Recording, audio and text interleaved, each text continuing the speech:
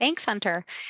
So thanks, team. I'm going to introduce myself my lovely colleagues here. Adrienne Vigilante, my pronouns are she, her. I am the Director of Talent Acquisition and Attraction Services here at Pitney Bowes. I'm joined here with my lovely colleagues, members of our advisory council that I am very proud to get to spend time with, both in my workday and in my extracurricular activities at Pitney Bowes. So Polly and Rustin, you got an introduction, but if you want to share a little bit about your role on the council. Great. Oops. Yeah, I am unmuted. Sorry, it's Polly O'Brien Morrow. And you saw my title. My pronouns are she, her, and I've been a proud member of the council since its earliest days. So happy to work with both you and Rustin and the team on this important work. Thank you. And Rustin, let's talk about your role on the council. Thanks, Adrienne and Polly. It's good to see you both. My name is Rustin. Pronouns are he and him. And I have the privilege of leading the LGBTQ Council along with my council mates that are on this call with you today. Great, thank you. So we're going to get into a little bit of a talk, but before we do that, I want to share a little bit about Pitney Bowes. It's an important way to establish screen share. There we go. Who we are and what we do, but also understand our incredibly diverse employee base and the business that we do. So first off, Pitney Bowes is a global shipping and mailing company, and we provide technology, logistics, and financial solutions for more than 90 of the Fortune 500 companies. Our legacy business is the postage machines. A lot of people remember us as that, but we've evolved quite a bit. And we now do a lot of fulfillment, delivery, and return business for our clients. So again, understanding our employees run a broad span from our drivers, our facility employees that are so importantly filling those boxes and moving those packages, all the way to sales, technology, and folks like us in support and corporate services. So a really diverse employee base. Working at Pitney Bowes, there's an inclusive approach to wellness, ensuring equity and access for all employees. Our comprehensive offering has a wide variety of benefits, really focused on physical, mental, and financial wellness. We are focused on work-life balance with a variety of options in terms of, working where you need to for either the work that you do or the family that you have. Internal mobility is an important focus for us. So we're always developing and growing our employees for that next phase of their career. So there are development opportunities, and again, just as general focus on all of yourself at work. An important thing to understand about Pitney Bowes is our culture. We do the right thing the right way, and it's not just a phrase. It's not just a sort of a headline here at Pitney Bowes. It is part of everything that we do. It's supportive, it's high performance, and it's integrity focused. And we are constantly focused on client and bringing success to their work, winning and setting that bar really high and meeting those milestones. And that's how we've managed to win for 103 years. Team and the importance of people and that heart and that human component in our teams, and innovation. Again, you do not stay in business and start off with mail meters and become a technology company without innovating. That's for sure. So next, Rustin, I'd love to get you to join the conversation and tell us a little bit about the history of diversity and inclusion at Pitney Bowes. And it is a long and rich history, Adrienne. Thank you so much, and appreciate the opportunity to be with you all here today. And happy Pride Month. Yes. So our D&I journey starts early in our history. In the 40s, actually, our CEO made it clear to the world that Pitney Bowes would be inclusive inside of our culture, our workforce, our supply chain, and the communities which we operate. It was in the 40s that we actually pulled a sales conference from a hotel that wouldn't allow our African-American salespeople to stay there. In the 60s, our Pitney Bowes CEO, Walter Wheeler, testified before Congress in what later became Title VII. And in the 2000s, where we extended in the United States benefits to cover same-sex domestic partners, including adoption assistance. It was 2021 where we first recognized as a best place to work for LGBTQ people by the Human Rights Campaign. And actually back up to that slide before that. Yeah. Our diversity inclusion strategy is based on 4 pillars that we call RISE. And it's about bringing great talent to the table, which includes outreach to diverse populations among our several channels of talent acquisition. We set out to include all people by fostering our inclusive culture. And some examples of that include creating places and spaces for our employees to connect with one another and be part of the dialogue. We create programming through our inclusion networks. We support our talent not only by investing in career development, like Adrienne was previously mentioning, but also by investing in a module called Inclusive Leadership Training for our people managers and our individual contributors. And all of these lead to engagement of our workforce, which is measured through our engagement surveys. So D&I is really not only a historical embedment, but also it's embedded in our entire culture. All right, next slide. Okay, let's talk about our council. Oh, so sorry, Adrienne, I cut you off. No, Yes. that's okay. We mentioned the council, and I wanted to give it a little bit more detail. So a couple years ago, you and myself and a couple of us got together and formed the LGBTQIA+ Advisory Council. So tell us a little bit about that and what we're doing. That's great. Perfect. Yeah, I think that LGBTQ inclusion is been around and embedded in the culture for many years, as I had mentioned, but we created the PB Right Network as an inclusion network a few years ago. It was founded in 2019 by our diversity inclusion leader, Cheryl Bowles.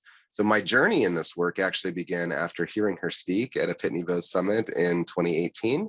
I had actually caught up with her in the hallway after her speech, and we talked about LGBTQ inclusion in the workplace. And the conversation was specifically around gender inclusive restrooms.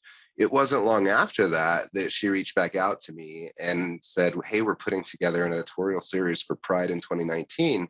I agreed, and she formed, and the people in this room with me today also are part of that founding the LGBTQ Council. So our LGBTQ Advisory Council plays a central role in supporting the company's longstanding commitment to D&I. It aims to foster LGBTQ inclusivity, raise visibility, and generate awareness around LGBTQ matters through meaningful dialogue and action. PB Pride is our company's inclusion network, or some folks know them as ERGs. It aims to foster LGBTQ inclusivity and raise visibility, as well as generate awareness around matters that are meaningful to us through dialogue, support, and action. And some of our most notable achievements since last Pride include developing new leadership roles on the council, maintaining recognition from the HRC as a best place to work for LGBTQ people, hosting Brian Bond, who is PFLAG's executive director, for an event last year with our former chief human resources officer. And we recently enhanced our family formation benefits and created more inclusive bathroom policies to be gender identity inclusive. So that takes us to our next slide, which is about this year, which is love, learn, laughing, and lifting. So our theme this year is centered around those 4 words: love, learn, laugh, and lift.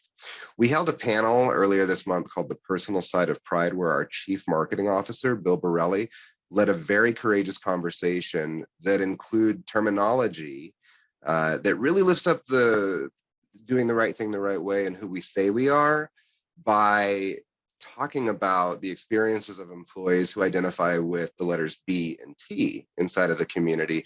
And those are letters that are sometimes less frequently discussed, especially in the workplace. We also heard from an ally and a parent of LGBTQ children to learn more about how safety and support can be cultivated in families. In the panel, we learned about how our employees and their own lived experiences, and we were absolutely floored in the outpouring of care and support that our culture stood up to. I mean, we literally had hundreds of comments throughout the panel of people cheering on the people who were talking to us. So throughout this month, we've shared articles, we've identified people both as identified LGBTQ and allied folks. We have new items in our Pride store, and we've got resources and programming throughout the month. So whether an employee is here as an allied person or as an identified person, or they're simply in the room to learn, we create space for everyone at Pitney Bowes, even when somebody doesn't understand. Thank you so much, Rustin. I'm going to stop sharing so we can get get close here. So Polly, as a member of the council, I would love to understand what brought you to the table and why it's important that you're a part of this work. Well, thanks, Adrian. I came to the table because my 2 children are transgender, and I'm so proud of them and have learned so much from them, but also am very pleased to be able to support the work of the council and to learn more through that work. My oldest is Cass. Well, actually, my youngest came out first. And in hindsight, he had always been all boy. So it really wasn't a surprise, but he's now 16. He came out just shy of his 12th birthday, and he is a very happy boy. And my oldest Cass came out first as lesbian a few years after that, and then later as non-binary. So, but they're doing great with a lot of love and support from community resources and the family. And I'm, again, very grateful to learn through the work on the council more about this wonderful community. And thank you. As a parent, I learn a ton from you, Polly. So Rustin, tell us one of the council's biggest achievements that you're proud of so far. Well, up until that last panel that I was just talking about, which I want to double click on in a minute, it was the fact that, built on our foundations of inclusion and the way that we've embedded it inside of our culture, and it really standing the test of time of who we say we are, as we were recognized by the Human Rights Campaign as the best place to work for LGBTQ employers. I would have said that, and I still believe that. And even while the HRC has continued to kind of increase their expectations of excellence in how we think about LGBTQ inclusivity in the business world and organizational world, they've raised the bar. So we continue to strive for that. But I will say now, because I've just had this panel, which is incredibly epic, and I want to expand on that a little bit. I'm really recently more proud of that accomplishment, because we had this panel where we had nearly 200 employees on the call there to learn and support. We had a trans masc, a trans femme, a bisexual, and a parent of an LGBTQ children in our room. And our culture just cheered on the entire way. We listened to the vulnerable stories of our employees actually transitioning with us here at Pitney Bowes. And the fact that the folks that came onto the call to learn about our community and cheer us on, I read those comments. There was literally hundreds of comments of folks cheering us on. It really stood up to the test of doing the right thing the right way for all of our employees. And I was just really, really incredibly proud of that. We took in that experience and kind of lifted up how e-commerce or commerce, really, like business and the community, is seen in the world by featuring some business ads that other companies have done. And it really drove kind of an understanding and a sense of empathy that the world is starting to see us in our community and how we belong as our whole selves here in the company. So that's what I'm most recently proud of, Adrian. Yeah. And Polly was on that panel. As am I. And I will say this, the comments are still coming through, right? It was some time ago. I find myself in a meeting with someone and they're like, hey, did you see the Pride panel? And I was like, of course. So we're still getting a lot of great feedback from that. So Polly, back to you. I understand, beyond leading the inclusive work on the council, as we mentioned, that you're part of Pitney Bowes' corporate citizenship and philanthropy efforts. Talk to us a little bit about that and the intersection there. Yes, it's kind of amazing. I came to Pitney Bowes for what I thought would be 1 year and fell in love with the company and its culture.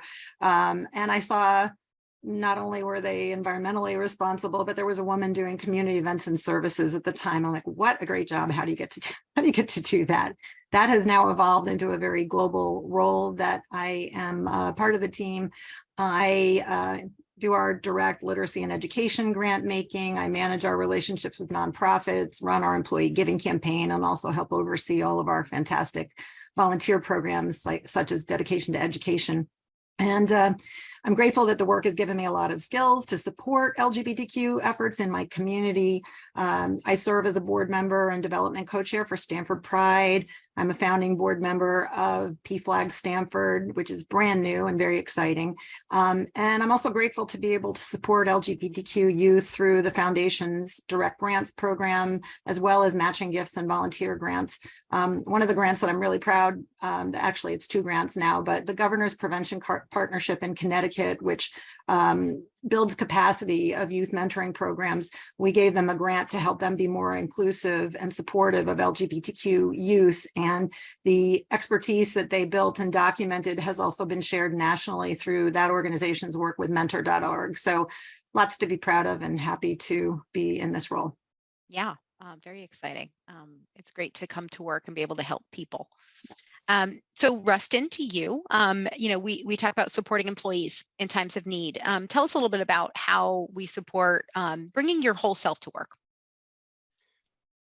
So actually, both of you can talk about that. Yeah, I think it'd be good to just exchange some ideas with you, Polly. I know that we've really, when I talked about that panel just a little bit ago, where we really had some really important, vulnerable, courageous conversations with members of our community who felt confident and secure enough in who they are to actually say who they are in front of all of our colleagues. And so really all of the work and the foundation that's been laid over years and years in our rich history of diversity and inclusion, creating a space where somebody can come out and say, this is who I am, I'm proud of it, and it makes me engaged in the work that I do, that I don't have to hide parts of myself while I'm doing that. And so I think that one of the things I want to talk about in this area is that somebody feels comfortable enough to transition with us here at Pitney Bowes. I think that for somebody to go through that level of change and that level of experience and feel safe enough to do it, and not only do it, but talk about it and then do it with us, I think it says a lot about who we are. And I think that it's no one thing, there's no one secret sauce about how this works. I think it's connecting people to information and resources and support and creating a culture that is defensible with making sure that we're there for one another and really standing that up. So I know that Polly and I have worked together on the council for several years together, and we've had an opportunity to see this work grow inside of and stand up on top of Pitney Bowes' diversity inclusive culture. And so we've had a lot of experience. In fact, a couple of the folks who have transitioned with us here at Pitney Bowes have been experiences that we got to help people through that experience. And so I've learned a lot, and I learned a lot about from different perspectives that each individual employee is on a different journey, and meeting them where they are to find out what they need. And to Adrian's earlier point about being in a position to be able to help somebody through that, it's just incredible. I don't know what more we could do as a company to show how inclusive and safe we are. So Polly, I know you've been part of those experiences with me. What were some of the insights that came forward for you as we were learning and growing together? Well, I think it's part of our culture to be very collaborative and very team focused, and I think we make better things happen when we do that. So I loved participating in those things because I could bring my perspective and my knowledge of the LGBTQ community to the table. And that was a lot of moving parts, and Rustin, you did a fantastic job documenting, steering, getting the right people involved, IT, HR, but it was a lot to do, and we all worked to make it better and optimal. And it was very powerful when we helped these employees come out to their colleagues and the people that they worked with. So, and that everything could happen at once, the IT change, the, making colleagues aware, being there to answer questions for coworkers. But as you said about the panel, the conversations that we had in the chats of support and congratulations for these employees who had the strength to come out, and the company behind them in doing so was just wonderful to be a part of. I was so proud and excited to witness it. It really showed how many allies we also have activated here within our walls. An ally is more for, ally can mean many things for many people, but in this particular space, I want to kind of bring light to one of our people on the council who's been a chief ally for us, Adrian, our moderator. Like, you've been with us since the founding of the council as well, and you've been immersed in D&I work as part of your role. And I know that you've spent a lot of time advocating for many types of people, including LGBTQ, by serving on the council. And so how did you know that you were an ally? Like, how did that come to be for you? Thank you for that. This is a story I've shared with Rustin in the past, and I am very proud to share it. It was, I won't date myself, but it was about 20 years ago. I was working in an environment of just a lot of fun, very social young folks, and we were having some banter around the water cooler type of a thing about people's different like relationship status. I was perpetually single. And someone referred to one of our newer colleagues and said, well, what about her? And I just knew her. I knew her relationship status. She was relatively new to the group and the company, and I didn't feel as though I wanted to expose what was her, her personal life, but I also didn't want to kind of force her to conform. And I just said, she's spoken for. And I felt that that was a safe way to acknowledge her relationship status, by the way, respect her girlfriend in that situation, but also not say, not hide anything. And it flowed very freely out of my mouth. She and I talked about it later, and she said, I appreciate that. She was like, you didn't out me, but you didn't hide me. And that's what I figured out, that it came natural. So I knew that I could trust my instincts, right? Or ask questions if I need to. I've learned that quite a bit. And so I feel like that I've just tried to stay true to that, right? Is not exposing things that people might not want to yet on their own, but also not conform, right? And not change what is her truth. So that was really important to me. Thank you for that. Very active. No, thank you for your allyship and for your leadership on the council and for modeling the way for other allies to follow. It is an action, it is. We have one question from the audience, and I am going to throw it out there because I know that Rustin knows how to answer this very well. Audience question: how does Pitney Bowes address the unique challenges faced by LGBTQ plus individuals in terms of family formation and parental benefits? So I think it starts with making sure that we have, and again, I want to just kind of reiterate that our inclusive benefits is meant to address the needs of all employees with very specific thoughts around things. So we did enhance our family formation benefits from $2,000 to $15,000 for adoption benefits. We have some other details inside of our benefits plans that are very supportive of LGBTQ people, but also for all of our employees. And there are very unique, to the question's point, specific challenges in relation to the community. Sometimes where you live could be a problem. Sometimes the people who are administrating the process is where you're at. What we do is we have products that support employees on that journey, whether it be legal support, whether it be access to counseling, or an EAP group that has specific knowledge, subject matter expertise on, say, adoption, or on, say, if somebody was pursuing surrogacy or other types of benefits. If they needed specific subject matter expertise, we have different parts of our benefits plan or our resources that we can tap into depending on what the employee's need is. Each of these needs is very different and very individual. So I think the interactive process is part of how this works. We have to find out what it is that the employee needs help with and interact with them, and then see what benefit or program or resource that we connect them to. Sometimes it's just a support group, and members of the council and the PB Pride network sometimes become those people. Like in the groups that Polly and I have helped facilitate between transition, we've been a resource for each other and making sure that we're providing the employee with the support that they need. So I would say we have a suite at a high level of products, resources, support, and people that we have to offer employees depending on their individual need of forming a family. Thank you so much. Yes. I think we have time for one more question.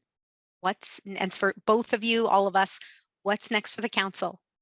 I ask also because to share, but because I'm excited. What's next on our radar? So earlier in the year, so in the last several years, we have had, from the startup to the growth, right? In that stage of the council. And it went from being a small group of people to then having subcommittees who are led by other people on the council. And then we formed the inclusion network that the council kind of, supports and stands up.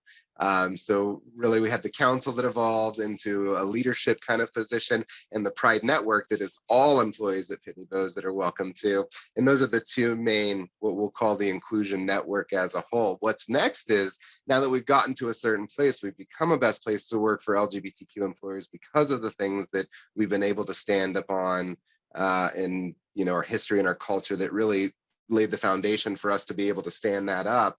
It is a question of what's next. So we went through some design thinking exercises with the council to talk about, okay, what's important? What has high value to the business and to the community that we can put together and focus on? But also we need to talk about, okay, it's gotten this far like this, so now what are we going to turn it into from here? And it's really kind of self-informed. The people inside of the council and inside of the inclusion network are leading conversations that help us form what that work is going to be together. It's got to align to what the world and the business need together, but really it's under development right now, and it comes from the thought work in the council. We all take a piece of it and we lift these projects and programs up together. I think the other next important thing is who's going to succeed us, because the leaders on the council so far have done a really great job of getting it to a certain place. And now we're developing new leaders to find out, okay, what else can we do as a group? So Polly, what would you add to that? I think you covered it really well. It is a very iterative kind of group where new ideas come to the table with new people. And, I'm very excited about the planning that we did and look forward to putting the outcomes of that in place in the year ahead. Yeah, wonderful. Thank you both so much. I luckily get to work with you all the time, but I appreciate the sharing. I'll pass it back over to Hunter. Thank you so much, Adrienne, Rustin, and Polly, for making the time today. Team Pitney Bowes in the house. Thank you so much. Yeah. I hope you come on back and do it again. Yes, Thank we'll you. be back. We'll be back tomorrow. Thanks for having us. Meet with our recruiters tomorrow at the career fair.